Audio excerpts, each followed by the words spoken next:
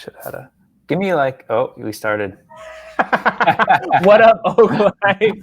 This is Chris and Greg and Chris coming at you with a live Roots and Branches episode. Make sure if you are tuning in to comment, to engage, and all that good stuff today, we are going to be talking about the political climate and the process of navigating that in conversation, in relation with each other. We'll be right back.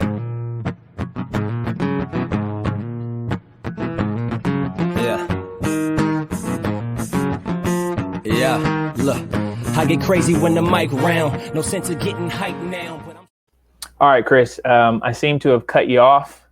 But how you feeling this afternoon? Good, man. I'm doing all right. Yeah. I'm glad the air is clear this week. That made a big difference for everyone's mental health and being able to get outside and go on some jogs and stuff. Hang out with the kids outdoors. It was lovely. How are you, Greg? Big facts. Well, thank you for asking, Chris. I'm doing pretty good. I went and had some breakfast outside and with the fam bam, walked the lake a little bit, did some errands. It was good times. That's what's up. It is. But in addition to those good times, I had some conversations with some friends, some people I care about that happen to have a conflicting perspective on the political climate that we're currently in. So I was just curious on how do we navigate that? How do we do that as people? You know what I'm saying? So as we get into this conversation today, I'm excited to kind of brainstorm and just talk process. Don't have no answers, not necessarily promising answers, but on Roots and Branches, we are going to be talking about processing this thing. So give us your wisdom, Chris Scott. Well, I have all the answers. I'm going to solve politics in our current environment. So buckle up, everybody. Just kidding. So this is one of those conversations that's very complex, and there's a lot there. We all have our political opinions. And if you know me, you probably even know some of mine. I think the question Greg and I are going to wrestle with a little bit is how do we be people of faith right now? How do we engage people when there are vast differences that seem to be at extreme odds with each other, to the point of how can somebody even believe that or vote for that person or think that thing? And it's important to note also, I posted something recently on Facebook on my personal page. It's important to note and just highlight the fact that churches actually have a unique role in this. I'm completely of a disposition that faith communities, that churches, Christian churches, churches, communities who follow Jesus have to be political. I don't think you can actually be not political. Everything we do is a political act. What we spend our money on, what we don't bring up, what we don't talk about. So the churches that say oh, we're not political, well, that's a political statement. They're essentially saying the status quo is working for them and we don't need to engage in the conversation. And so we're going to be silent, which is in itself a political statement. So there's some actual boundaries, churches aren't officially in their publications supposed to support, endorse specific candidates. We can talk about values. We can even get behind different propositions or measures that would be voted for. But because of IRS code and wanting to not become a political organization explicitly, churches kind of have that boundary to walk. So some of the stuff Greg and I will be sharing here is it's kind of more personal, our process. If you want to know exactly where we stand, at least for me, I'm down to talk to anybody about that. And for me, my politics have been shaped by following Jesus and trying to see how Jesus would, maybe the values of Jesus would translate to this moment, which for me is always a concern for those in the margins, that Jesus would want us to think through our choices in the world that would affect the most people for the greatest good, which kind of goes against some of our American politics. So I'll stop there. But Greg, so talk more about this perspective, this conversation you had where you were talking to somebody, you and this person kind of go back and forth on different issues, and then something happened. They had a totally different perspective than what you expected or what you thought. What was that? Talk about that. Oh yeah, most definitely. Well, it's just, sorry, I think a little fruit fly fell in my beverage. But anyway, I know, right? No. So anyway, you have these conversations and you develop like relationships with people, and then everything's good. They're your coworkers, they're your friends, whatever the case may be. And in 2020, and heightened tension and all this political and racial climate elevating to like maximum levels, it's like a fire, kind of purifies that relationship and pulls out some toxins, and you're like, oh wow, I didn't know that you actually thought this way. And in this conversation, the individual was like, well, Trump's not that bad. And I was like, whoa, didn't see that coming. So, we have conversations, and then it's interesting because in a conversation, you tend to see, and there's a scientific term for this, and I don't know what the term is, so forgive me. If you know, please tell me. But like, individuals are more likely to expect grace when it's involving their person or anything affiliated with their person, and they're more quick to condemn someone else for the same thing. I think of the whole parable Jesus was talking about the forgiving, the king that forgave the guy of the debt, but then the debt went and like tried to be all firm and collect. It's like, wait a minute, that's not how this works. So anyway, I say that to say that when talking about anything conservative or Trump or anything like that, my friend, they're still my friend, like for sure, was 100%, oh, but you got to look at it this way. You got to look at it this way. You can't forget this. And was really graceful in regards to everything on this particular side. But then when other conversations that are more liberal came up, then everything became black and white. And I was like, well, wait a minute now. How are we gonna have that same energy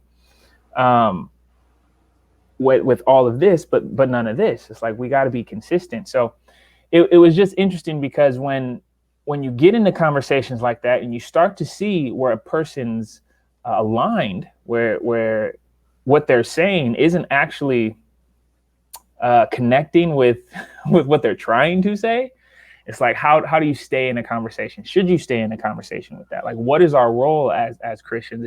If the what is to love others, and the why is because Jesus loved us, and it's like, well, what does that how look like? How do we do that in conversations? Because we're going to have a ton in the next coming weeks and months. So it's just curious, man. Yeah, I see that too. It's I think we this is a good thing to tease out a little bit, because I think we, as people, we do the thing the Israelites did. They want a king, right? They're like, God, give us like this leader, give us this person. All the other people have this. And I think some of that is because we're drawn to a savior. Like, we're drawn to a human or a party or something that's not God, that will fix it for us. And then we develop a tribal identity around that thing. And this is going into like anthropological makeup of tribes. Like, we need symbols and language and boundaries of who's us and who's them.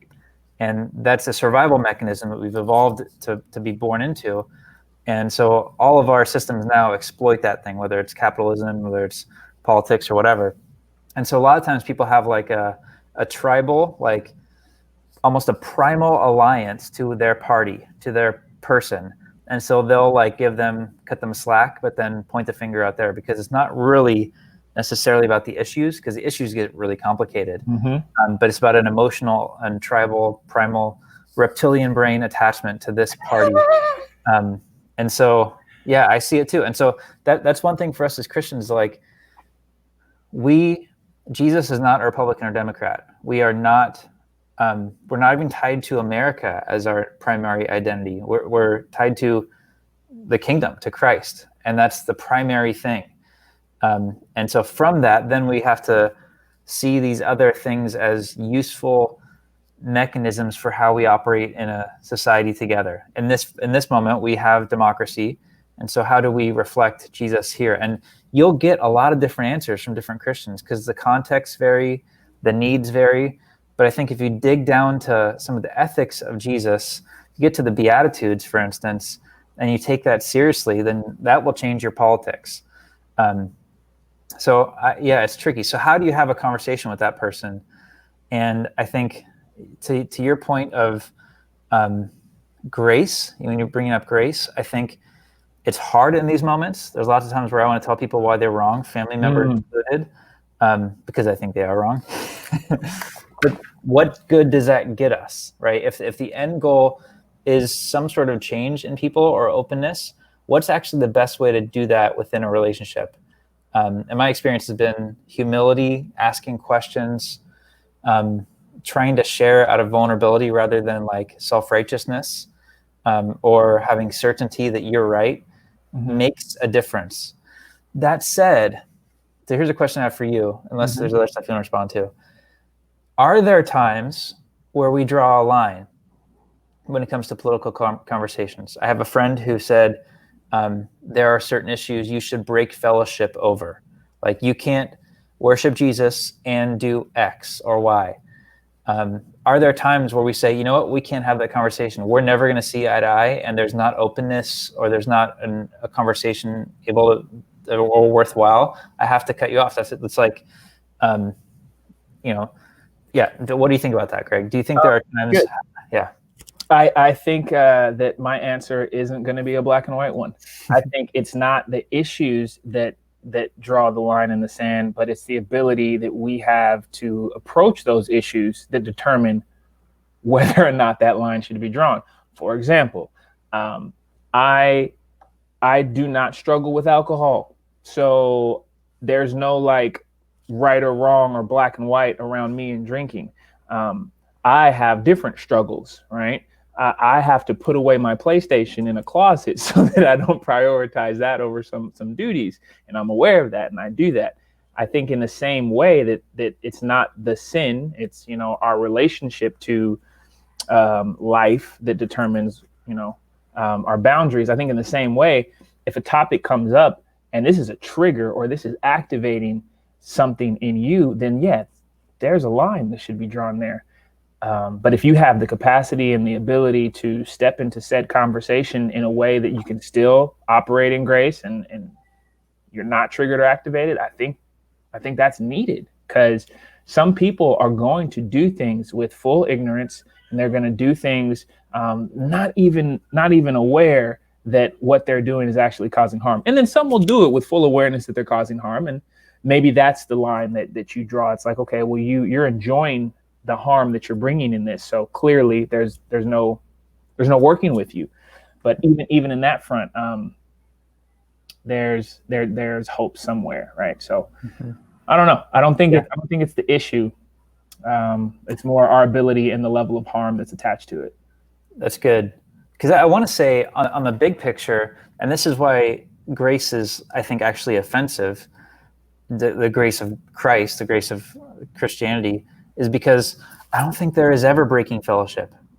And I think that there's grace for all. Now again, there are boundaries, there's like safety. No one individual has to carry grace for all. Like that's ultimately God's. But I think that to your point, what can I handle? Is this healthy right now? Are we going to move forward? Discerning some of those things out of love is circumstantial. It's, but this is where you get into the conversations around like how far does God's grace extend? Like, would somebody who has done vile, evil things in the world still be extended grace? And I think, I don't like the answer, but I think the answer is yes. I think that, there has to be I think that the response to grace has to be there, even if it's extended. But so how does that play out politically? That's the question. Because in the climate we're in, we all have been watching the debates and seeing our social media feeds blow up. Like, we are more at each other's throats than ever before, at least in my lifetime, it feels like. And the examples from the top down are, reflecting that. It's not just like people. It's like the people who are supposed to be grown-ups managing the world right now are not. They are middle schoolers, and they're yelling at each other. But Chris, look at all the good that these middle schoolers have done for our nation, Chris. Yeah, am I supposed to respond to that? I was supposed to. I don't know, man. It's just interesting. In the I guess the prelude conversation to this one, you and I were talking a little bit about how people argue that, oh well, it's not the character of the person that I'm voting for. It's what their policies promise, or what their policies and their administration has done for the nation. I don't agree with them as a person, but I like what they're doing for the country. And part of me feels like, to kind of echo your sentiment around it, is that is there a line between the two? Can you vote for a person not approving their actions, their behavior, their character? Like, you're just voting for a policy. Is that even a thing? Or is like you kind of vote for all or nothing? The answer is it is. You can't separate them. I mean, because with the personality comes the tone and the culture, like the example. Like, these are our leaders. And so we're electing people that are supposed to be inspirational figures. And so your kids are growing up with these people acting this way, and it's affecting us all. Like, it can't not. And so, at least within Christian circles, I've seen people say, like, well, God uses broken people. Like, look at David. David, killed Bathsheba's husband and was still used by God. And like, God's prerogative is God's prerogative. But who we vote for and who we select as leaders, I think we have to be thoughtful about that. And the reason when I hear that comment, I have a strong reaction to it, that like, oh, it's the policies, not the person, is that 5 years ago, that perspective largely said otherwise. Like, the character perspective tended to be on the more conservative side of things, that they value character, and they've let go of that, largely speaking, because they wanted a certain person. So it doesn't actually matter to you. There's some hypocritical flip-flopping kind of stuff going on. And so I think you have to have both. And so if I could change, I'll say this, and then we can get back to the conversation around how to like love people and how to move forward. If I could change one thing about how we deal with politics right now, it's that we would allow complexity and nuance and thoughtfulness, that we wouldn't boil things down to sound bites, or quick, like this person is a jerk, this person is good, like that we would allow some deeper conversation amongst people. I don't think our current debate formats or our news media allow for that. I don't think social media allows for that. It wants to get an emotional, quick reaction out of everything, because that's what catches headlines. So it gets our clicks. And so, for instance, like there's a whole segment of people who are considered single issue voters. They like have one issue, and they'll fight like to the death on that issue. And I get the conviction there, but this is my perspective here. I wish there could be an expanded conversation, because when you just have like your one thing, then you shut down all other perspectives. And so I would hope that we could at least hold things a little bit loosely, practice humility with our politics, learn and ask questions, and try to somehow come together on things, like work together. But I just don't see that happening right now. So there's some of my rants on this. No, that's good. It's good. I've always been drawn to politics. I love a good debate. I've always loved history and TV shows and news that have to do with how stuff works, how our political system works.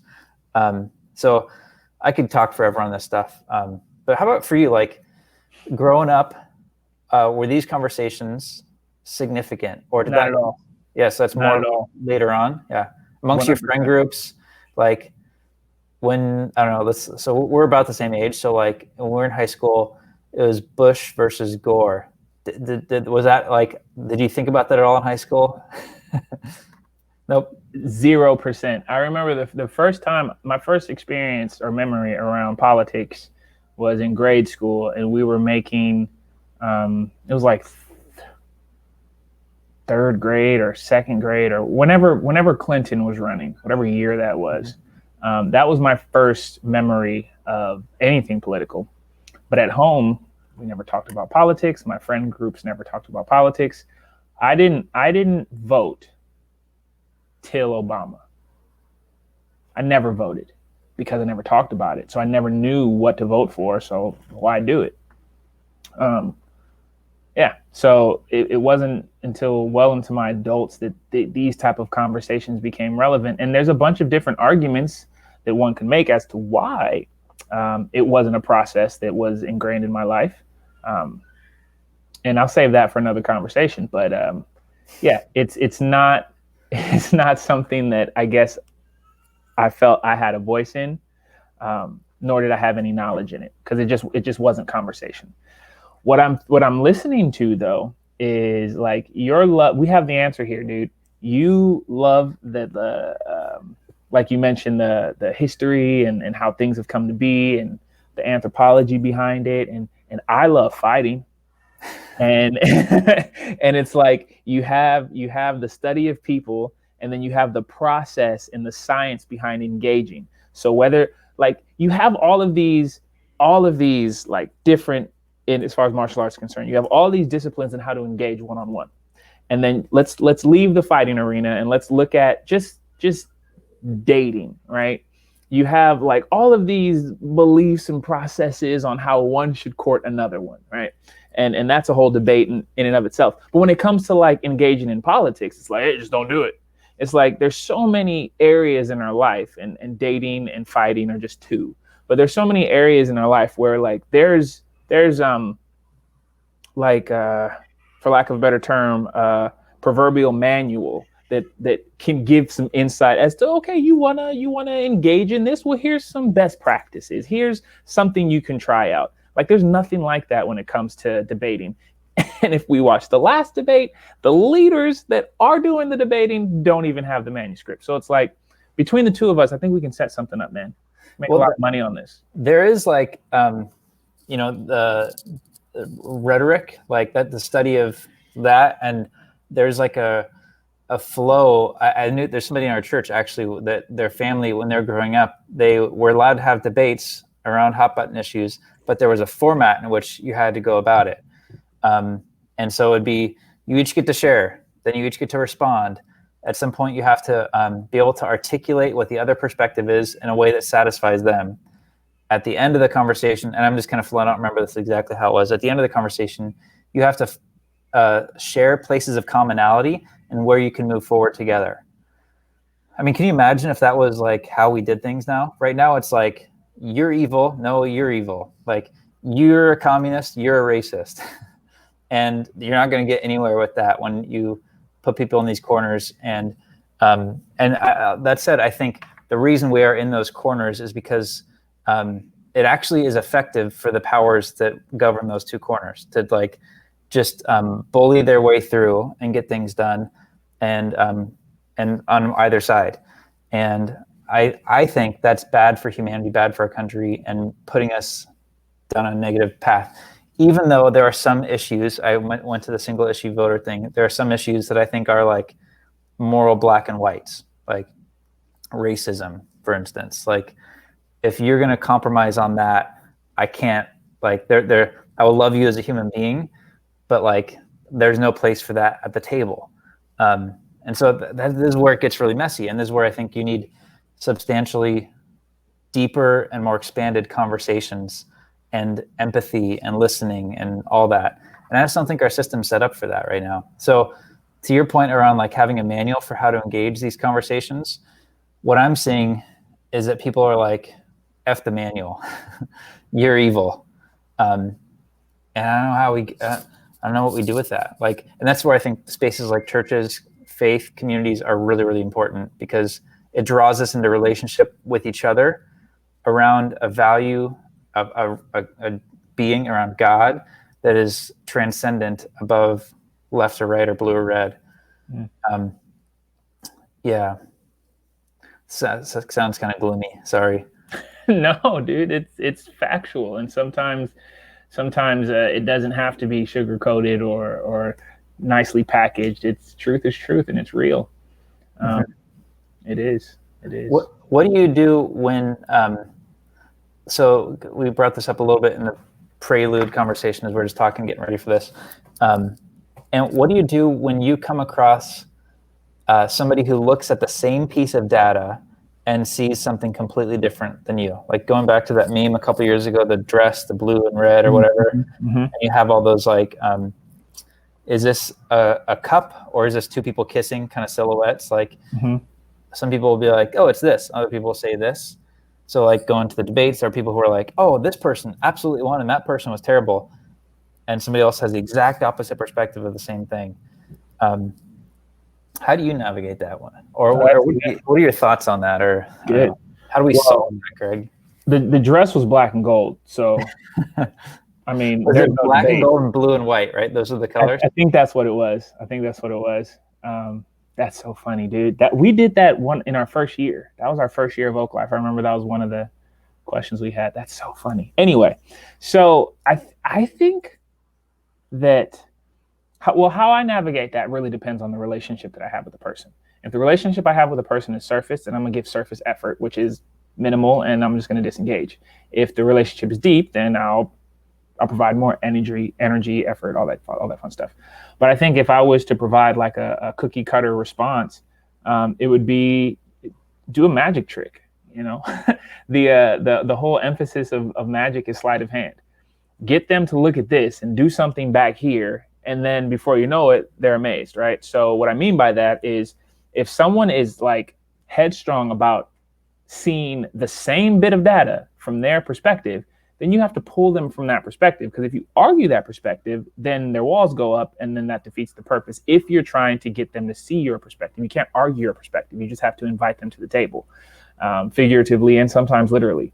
Yeah. And when a person can start to do life, it is a process. It is not a one-time conversation. It's not a one-time hangout. It is like a continually lived experience where their perspective is slowly transformed the more times they engage with life outside of their current understanding. So you have to ask yourself, is this relationship worth the effort? And sometimes the answer is going to be no. And that's fine. That's completely fine. Because, you know, it's we don't save. God saves. We're just supposed to love people. And if we can love them, awesome. Sometimes loving people is loving them from a distance and letting them go, letting them do their thing. So it really all goes back to, well, what's the relationship? And then based on that, are you willing to do the sleight of hand magic trick, right? But yeah.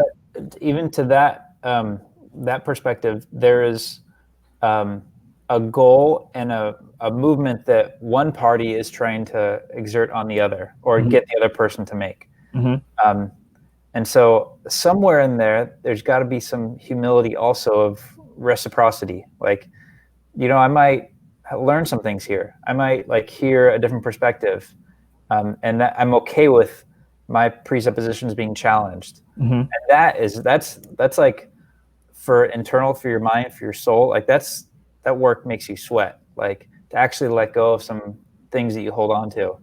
And that's where I don't know how I don't see that in myself, to be honest. Like I don't do that enough. And maybe it's because now we're my mid to late 30s or whatever, and I'm set in my ways or something. But I think there's something there. Okay. I challenge that. And here's what I think it is. I don't think no one goes into those things with the humility of, well, maybe I'm going to let go of some things. I think they go into that, well, I'm going to do this for this person I care about. I don't agree with it at all, but this friend of mine is asking me to do it, so I'm going to do it. And that's where the magic trick comes, is you have relationship.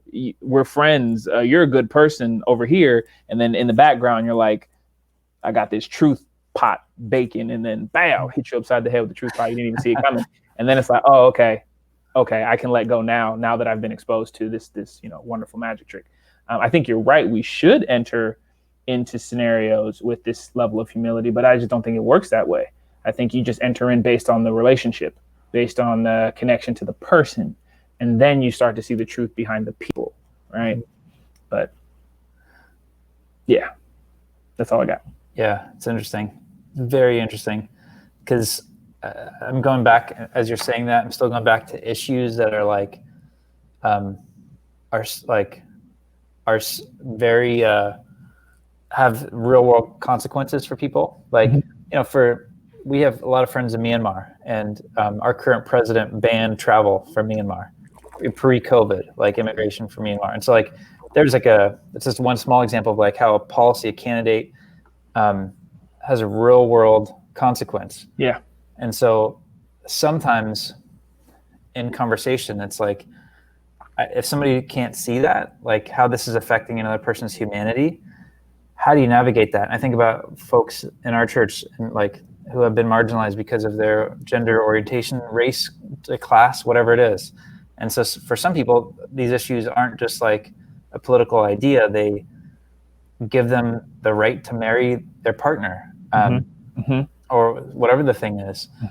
And so it's so tricky because on one hand, as Christians, we should love everybody. And on the other hand, people's perspectives harm people. And how do we draw the line there or not draw the line? I'm asking the same questions I've been asking. No, you are. Because I'm still working it out in my mind. Are you going to say something? Yeah, I was thinking, you got, was it Nathaniel and King David, right? After the Bathsheba thing, like there was a very black and white approach that the prophet, I'm just gonna call him Nate Dogg. No, I'm just playing. So Nate could have been like, "Yo, dude, you jacked up, and this is the line that I'm gonna draw, and you were wrong." He was like, "No, I'm gonna do a magic trick. I'm gonna talk about some sheep, and I'm gonna talk about a shepherd because it's near and dear to your heart. And then once you've been chewing on this, bam, I'll hit you with the truth upside the head. That was you." And it's like, oh, okay. So for example, just playing off the Myanmar, shout out, Sikandita Lulaya. I dig it. Playing off the Myanmar conversation, if you was to invite somebody who was like, "No, I'm for Trump." I shouldn't have did that accent. I apologize. But anyway, I'm for Trump. And then, then you're like, "Oh, cool. Let me show you this trip I did." And then like you build this case and this emotional connection. And it sounds manipulative actually now that I'm thinking about it out loud, but you get them to see the truth and the beauty of humanity outside of their bubble. And then you're like, "Oh yeah, by the way, this person did X, Y, and Z regarding these people." And then it's like, oh snap. You know what I'm saying? I feel like it all goes back to bam. That's how you do it. Yeah. I see it. I'm somewhat cynical in this moment. Like the process you're describing takes time and care and a level of trust being built. And we are so hyper divided and hyper reactive that like there's no space for that in our world, or there's not much. Like especially like in shelter in place. Like people, it's so easy to see somebody's comment on a screen and they are ones and zeros. They're digital code that's being projected onto your screen. And so not see their humanity. I wish I had a more hopeful, like, way to go, let's go get this Oak Life. But like, I guess the hope is like, this is why the church is important. Even though the church has messed this one up and gotten, I think, especially like largely the white evangelical church has gotten in bed with politics in a bad way, in a way that is pursuit of power. But in a small scale, a community of people who have diversity of opinion, thought, and experience and all that can orient themselves around Christ, something deeper than red or blue or whatever, and find commonality and hopefully change. Like my politics have been changed over the course of time because of church, because of learning from people who 100%. All that. So maybe so how do we solve politics? Go to church? Even that wouldn't, dang it. 'Cause as I'm saying that, I'm thinking of example after example of how the church has done it wrong. It's like, there's a gentleman who does a nonprofit. I want to say I can't think of his name, but anyway, at a fundraiser gala, he said, "We used to be ambitious and hungry to change the world. And then we realized that all we are capable of and all we need to do is change the world for some."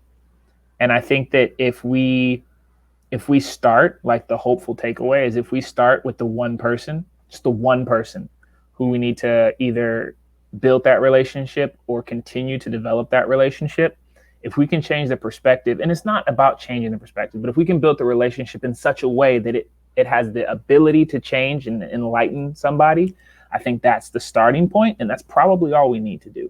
I don't think that it's in our power right now to change the nation over a weekend, right? Like develop that relationship, spend time with that relationship. And if we all did that, I mean, I think the effects would be seen.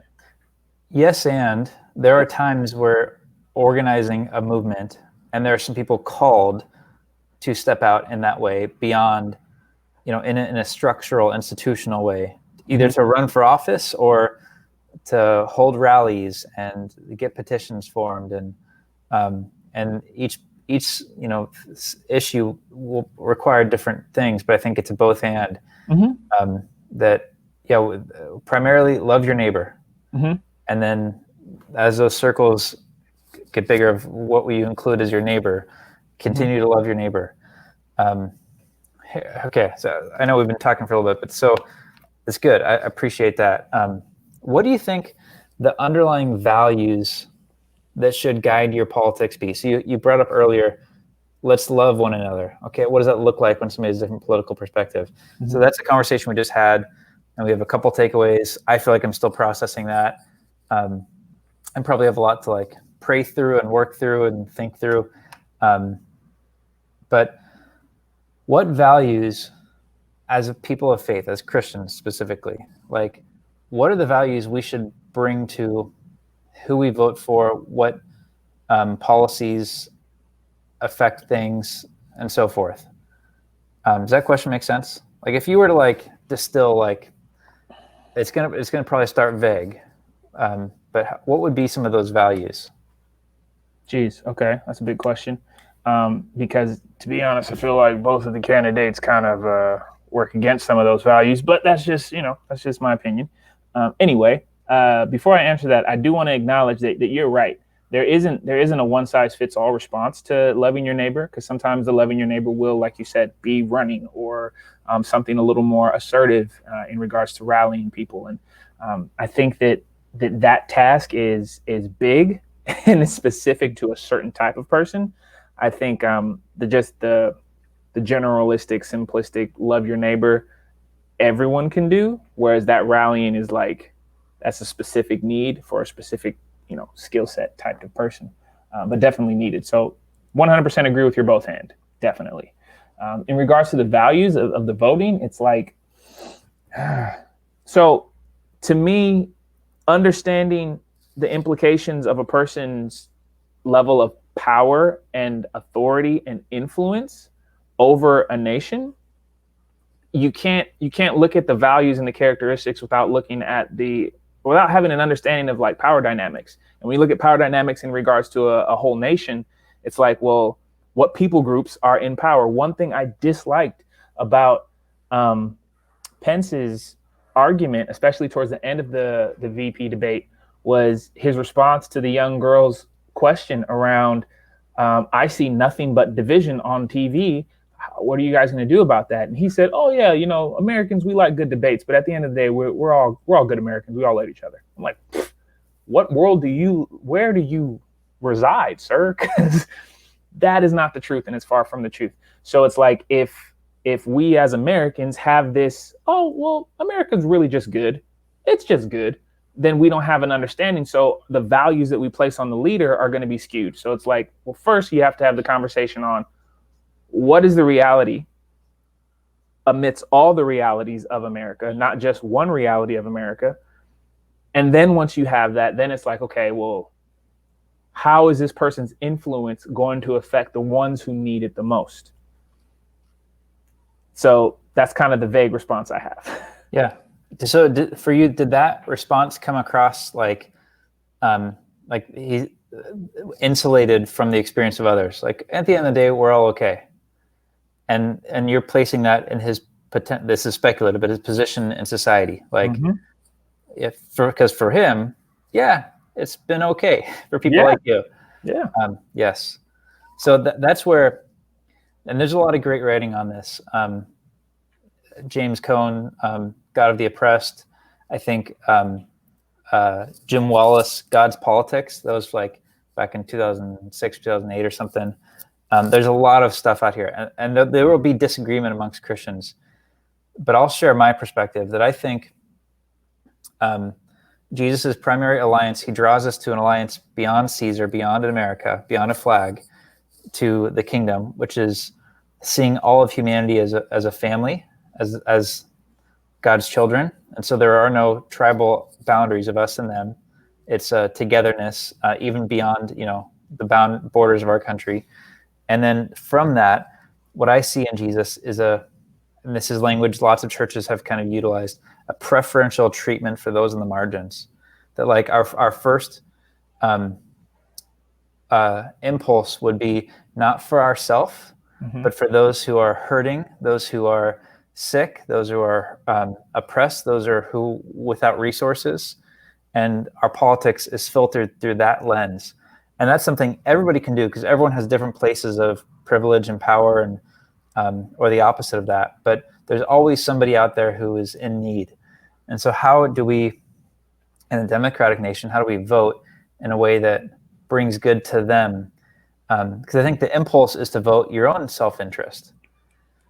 And I think there's some basics to that. Like, I think about politics a little bit differently now that I have 2 kids. It's like, okay, well, it's not just me. It's just, there's a family that we have to figure out how to like, not like, I don't know what the language provide for or whatever, have food on the table and that sort of thing. I think that's in the interest of them beyond me. But I think that initial impulse, like, is what I feel Jesus has brought me to. It wasn't common sense for me to think about that. I'd be like, oh, I like this candidate more. I like their politics. This works out for me better. I believe this about science. But rather thinking through those who are on the margins or whatever you want to call that.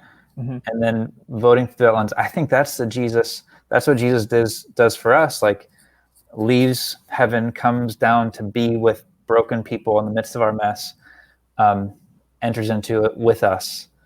So I think that a sacrificial voting system, I don't know if that makes sense.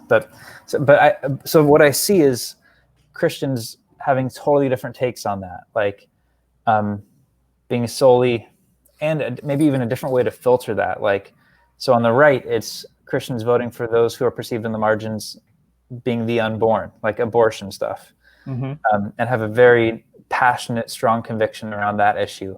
On the left, it's the poor or marginalized communities of color. And somehow we have to find some commonality on the deeper thing, on the value of that. And I'm just kind of processing out loud here, but I don't know, man. That's good. I think one question to ask is, are your morals, to your point, just summarizing kind of what you said, are your morals either uplifting those who are not, or uplifting a sense of control? I think if I am a good Christian because I do good, and because I do good, I have the authority to tell you whether or not you have the choices that you need to do. There's a sense of control there. And it's like, at the end of the day, are we holding on to control, or are we letting control go? And I think our vote is a controlled way to kind of let go and release that power in a way of faith. And if our candidates that we're voting for are emulating that, way to have a very pastoral answer, by the way. That was good. I don't know what I said. You must be like a pastor at a church or something. But voting for a person who is willing to do that. And what's weird is, as I'm saying that, I'm seeing some arguments for our current president's so sacrificial and X, Y, and Z. And I'm like, but is it though? I don't trust nothing. Anyway. Yep. And there's tension here too, because I think my conviction there is coming out of like, well, I've had lots of privilege in my life. Like we have a stable job and all those things. Like, so me giving up my vote for those on the margins, I think makes sense. But I wonder about like those who aren't as secure, privileged, or whatever as some of us. Like, I would say for them, vote what helps you. Vote for the candidate that's gonna like, or the policy or whatever that like helps your community. So even then, it's complicated. And this is where, going back to my point earlier, like 3 hours ago when we started this conversation, I wish we could have more nuanced conversation, and our current climate doesn't allow it. And so I think we have to find those spaces where we can do that and make those spaces. I think I was saying three That's hours good. ago that we should have like a rule book, and you're like, well, there is one, and I'm like, well, it's not practiced anywhere. It's not practiced at coffee shops. Is not practiced in the debates that we watch on TV. So it's like, where do we have these spaces where we can get together? And there are none because we don't make them. So we got to make some spaces, man, to do that. I am so down to verbally spar with some people in love. We'll start with light topics. We'll talk about burritos versus burgers, pirates versus ninjas. Yeah, we can start with some light stuff and work our way up. Yeah, let's do it, man. All right. So who you voting for, Greg? Just kidding. Hit that end button. But thanks for whoever, if anybody watched this one. This was not as structured, or maybe it was in some ways, but we're just kind of playing with things and just literally processing it like together. And so hope everyone, process in your time, keep the process going, because I think that's where learning happens and growth happens and all that stuff. And pray. Like, I think praying gets us to pause and go to God and kind of recenter, not on our own needs or our own ego or our own pain even, but on God's presence with us that then informs how we vote and all that stuff. So good. But yeah, and Lord have mercy on our country the next few weeks. Our world, man. Amen. Jeez. But Oak Life, you are loved. Hit us up. Let us know how you doing, how you feeling, and what you want to hear from us next time. Thank you for joining us in this processing and all the answers we didn't provide. Peace. That's it. I ain't got a hoop. I ain't got it.